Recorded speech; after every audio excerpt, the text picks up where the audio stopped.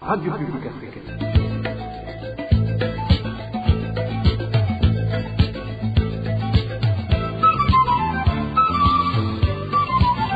Radio Publique Africaine.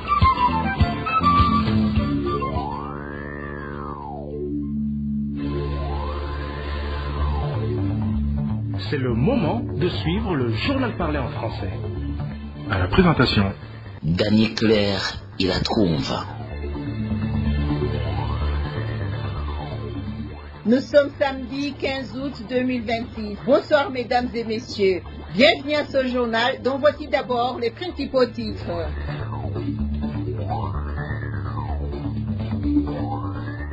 Sur l'axe Gitega-Rutana, 9 personnes tuées dans un accident impliquant un véhicule de police et un minibus. Réfugiés burundais en Ouganda, Bamvuginyu Villa met en garde contre un rapatriement forcé.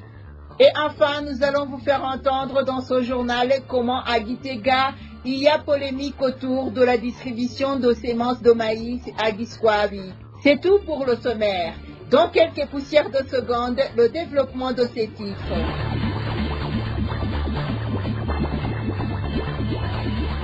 Ouvrons ce journal par l'actualité de roulage. 9 personnes ont trouvé la mort et plusieurs autres ont été blessées dans un grave accident de la route survenu ce vendredi vers 18h sur l'axe Gitega-Rutana. Un véhicule de police qui descendait vers Gitega à vive allure est entré en collision avec un véhicule de transport en commun qui montait en sens inverse.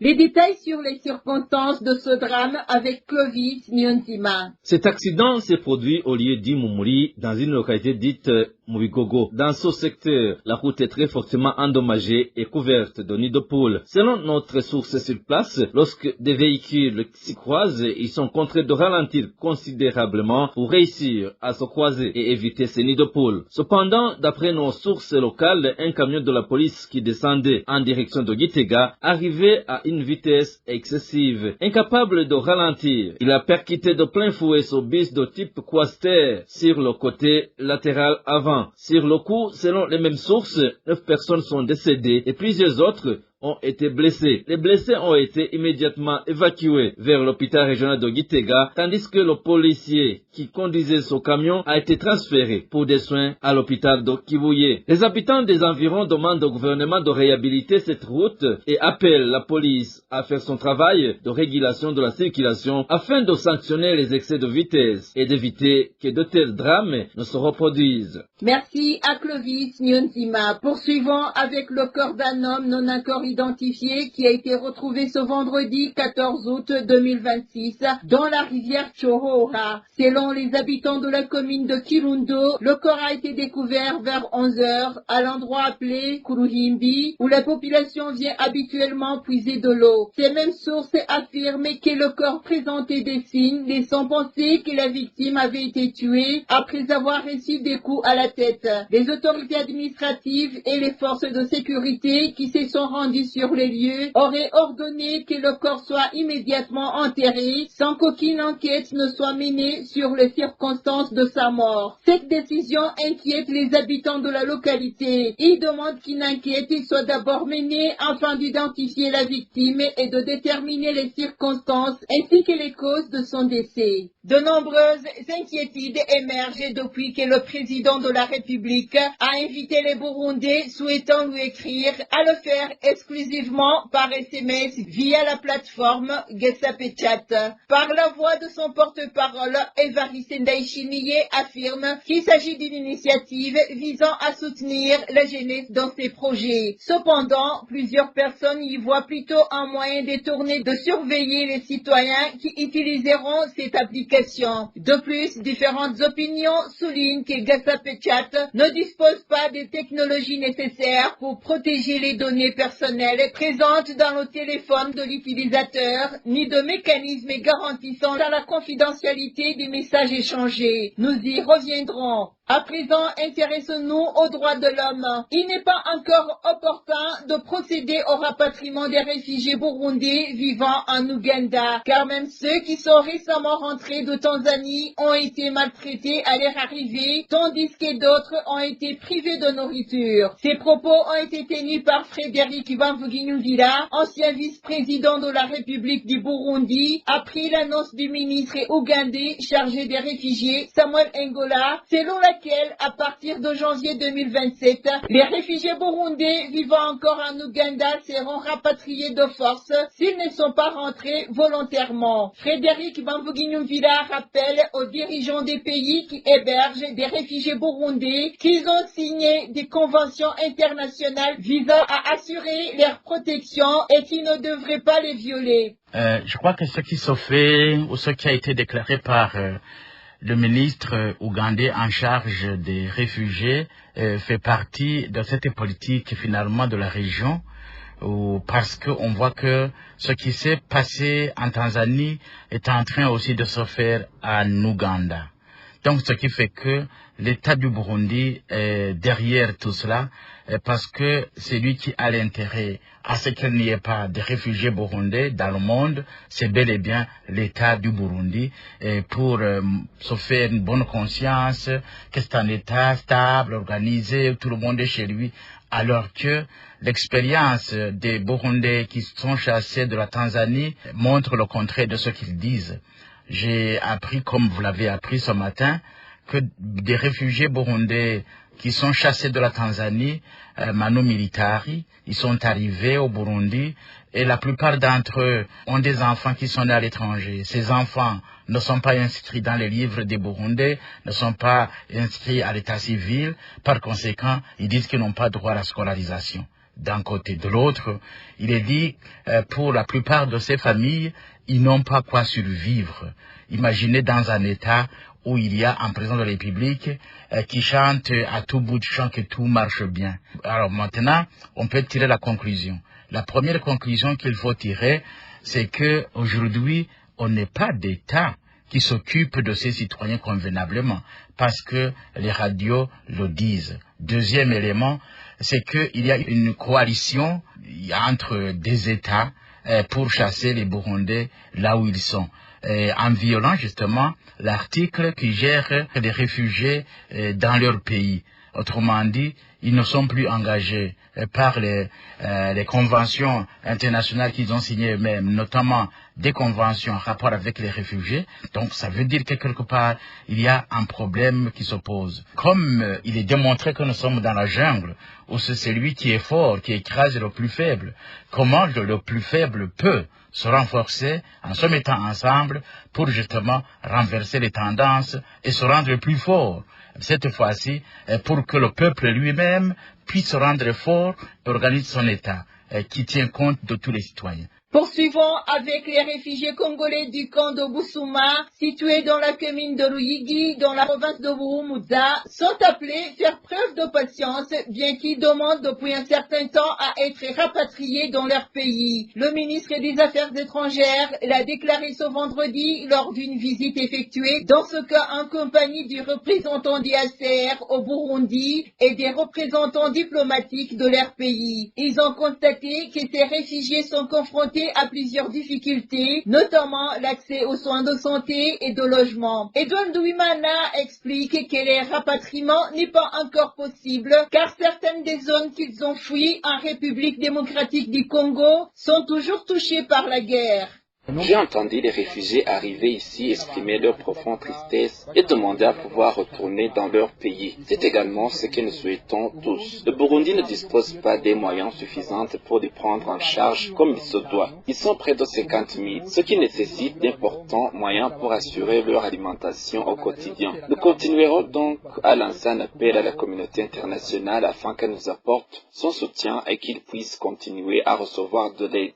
Ils ont exprimé le souhait de rentrer chez eux et nous considérons que c'est une bonne chose car c'est également ce que nous souhaitons. Vous avez déjà entendu dire qu'environ 15 000 d'entre eux sont retournés chez eux, mais ils se sont dirigés uniquement vers la région de Vila où la situation sécuritaire est relativement calme. Dans les autres régions, si la situation s'améliore et que la sécurité revient, rien ne pourra empêcher leur retour. Mais nous ne pouvons pas envoyer des personnes dans des provinces où il y a la guerre au risque de mettre leur vie en danger. Une courte pause, puis nous poursuivons notre édition d'information. RPA. Passons maintenant à Bugendana, où les habitants de la zone de Guissavi, dont la commune de Bugendana en province de Gitega, se plaignent de ne pas avoir reçu de semences de maïs à planter dans les marais durant cette saison sèche.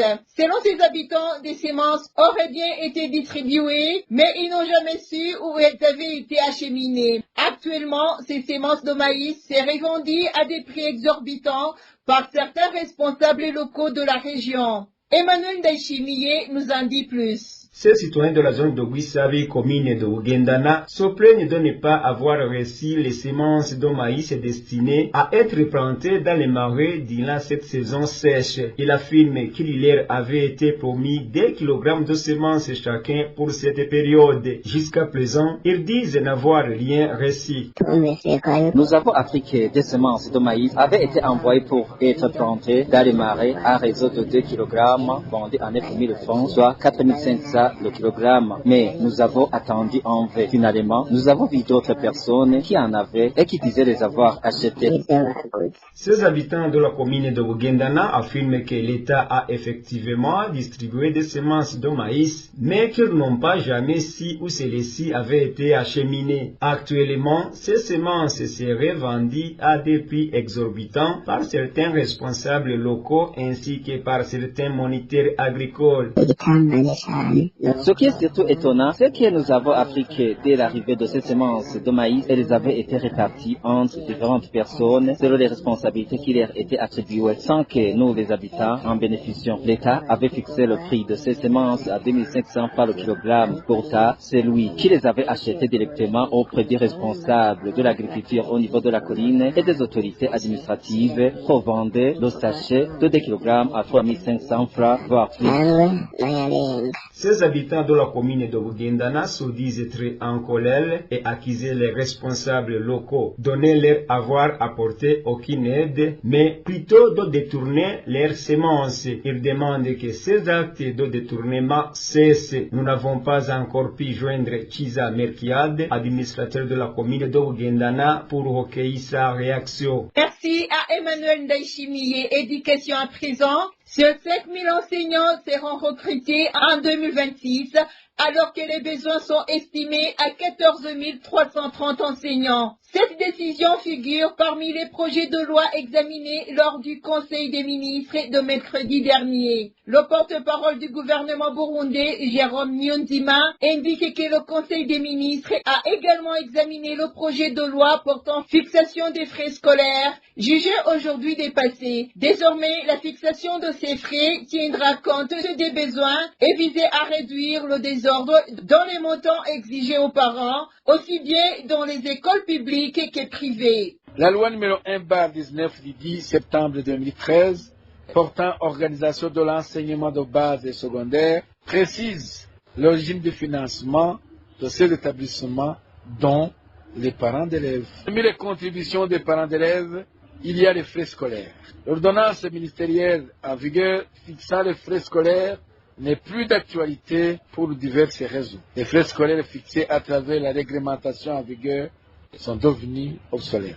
Devant cette situation, certains établissements d'enseignement et de formation privés ont besoin d'être catégorisés de nouveau sur base des critères d'évaluation actualisés. Un désordre croissant et une hausse unilatérale des frais par certains établissements d'enseignement et de formation privés s'observe aujourd'hui. Ce projet d'ordonnance est une réponse de compromis nécessaire. Il permet aux établissements de faire face à la hausse des prix de denrées alimentaires et de fournitures, tout en imposant une transparence totale et une discipline tarifaire qui protège les ménages burundais contre des hausses incontrôlées. Le Minerval et les frais d'internat sont désormais séparés. Après analyse, le projet a été adopté avec entre autres recommandations que l'école collabore étroitement avec les parents d'élèves afin qu'elle dispose des blocs sanitaires appropriés. 9e point analysé au Conseil des ministres, plan de recrutement des enseignants édition 2026, présenté toujours par le ministre de l'Éducation nationale et de la Recherche scientifique. Le plan de recrutement des enseignants édition 2026 a été élaboré à base des besoins exprimés par les directions provinciales de l'éducation, d'une part, et dans la limite du budget accordé par le gouvernement pour cet effet d'autre part. Le total de besoins exprimés est de 14 330 enseignants. Le budget prévu est de 17 milliards 785 714 286 francs bourses, montant qui permettra le recrutement de 5 000 enseignants. Après analyse, le plan de recrutement a été adopté par le Conseil des ministres.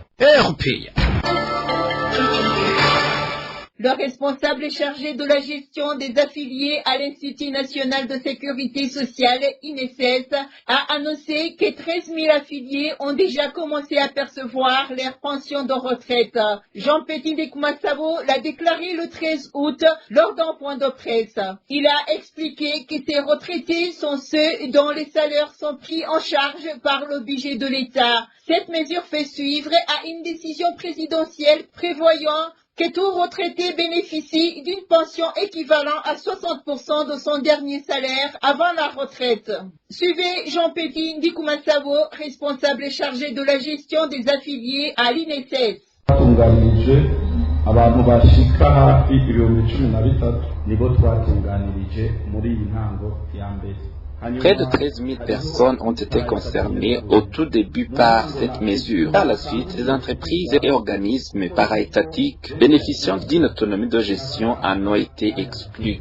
Je tiens à apporter cette précision parce que je sais que beaucoup de personnes se posent encore des questions et cherchent à savoir s'ils sont concernés par ces dispositions. Il faut retenir un principe simple. Toute personne dont le salaire ne provient pas du ministère des Finances n'est pas concerné. Je ne suis pas concerné même si l'INSS est une institution relevant de l'État. Ce que tous les Burundais doivent comprendre, c'est que cette mesure vise essentiellement les personnes qui, lorsqu'elles étaient en fonction, percevaient un salaire directement pris en charge par les finances publiques. Concernant les personnes travaillant dans les communes, leur situation doit également être comprise à la lumière des textes qui régissent les agents communaux. Nous avons constaté que la législation applicable aux employés communaux les intégrer des gens dans le dispositif. Il ne s'agit donc pas, dans leur cas, d'un prélèvement sur les ressources des entreprises para-étatiques, mais de l'application des dispositions légales qui leur sont propres. En revanche, une personne travaillant dans une entreprise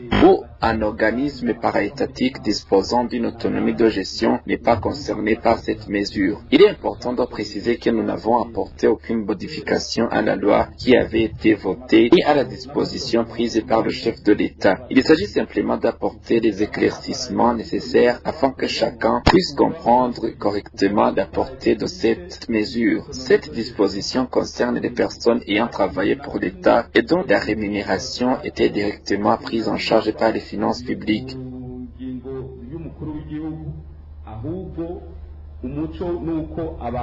Lorsque de nouveaux clients viennent s'ajouter, cela signifie que les transformateurs qui étaient auparavant déjà fortement sollicités se retrouvent davantage surchargés. C'est ce qu'a déclaré Jean-Albert Manigomba, directeur de la Régie des eaux, lors de l'interview accordée à Radio Shima FM. Sasa byongereye ba ajya amatransformateri yahora arahuriraho atatera aremerwa.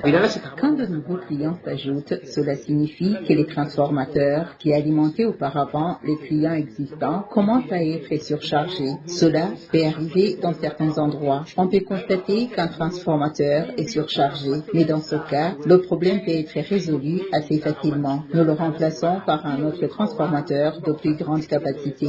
Par exemple, lorsqu'un transformateur est déjà sollicité et qu'on lui raccorde, c'est-à-dire lorsqu'on ajoute de nouveaux compteurs, cela augmente davantage la charge. Si le transformateur avait déjà été dimensionné pour alimenter les clients qui étaient présents auparavant, l'arrivée de nouveaux clients peut alors provoquer sa surcharge. Il y a un dispositif appelé disjoncteur qui se déclenche lorsqu'il y a une charge trop importante, afin de protéger le transformateur et d'éviter qu'il ne soit endommagé. Ces situations se produisent généralement entre 18h et 22h. On peut alors constater des perturbations parce que les charges ont fortement augmenté. Avant même que nous n'ayons identifié le problème et remplacé le transformateur, certains citoyens peuvent se retrouver avec une alimentation électrique insuffisante ou irrégulière. Il en va de même pour les lignes électriques. Lorsque la charge augmente et que le nombre de clients devient plus important, une ligne peut ne plus être capable de supporter la puissance électrique demandée et peut alors finir par céder. Pour que l'électricité puisse parvenir jusqu'aux citoyens, il y a 3 grandes étapes. D'abord, il y a la production, c'est-à-dire la génération de l'électricité. Ensuite vient le transport, qui consiste à acheminer l'électricité depuis les centrales jusqu'aux postes électriques. Et enfin, il y a la distribution qui permet d'acheminer l'électricité depuis les postes jusqu'aux citoyens. Ainsi, dans ces 3 grandes étapes, production, transport et distribution, s'il y a un problème à un seul niveau, le citoyen peut finalement ne pas avoir accès correctement à l'électricité.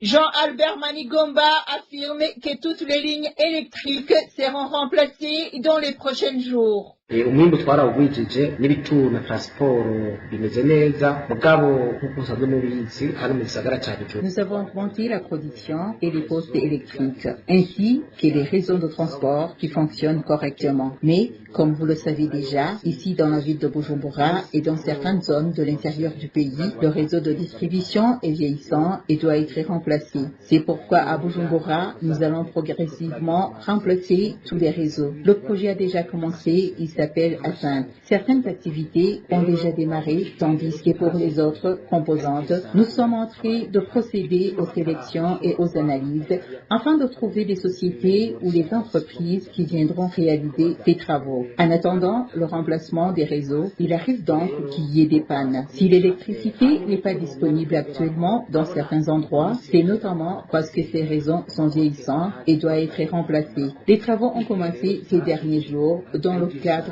du projet Ascent. Ce sont des projets très importants. Enfin, il faut également savoir qu'auparavant, il n'y avait pratiquement pas de compteurs. Aujourd'hui, les compteurs sont disponibles et nous sommes en train de procéder au raccordement des nouveaux clients.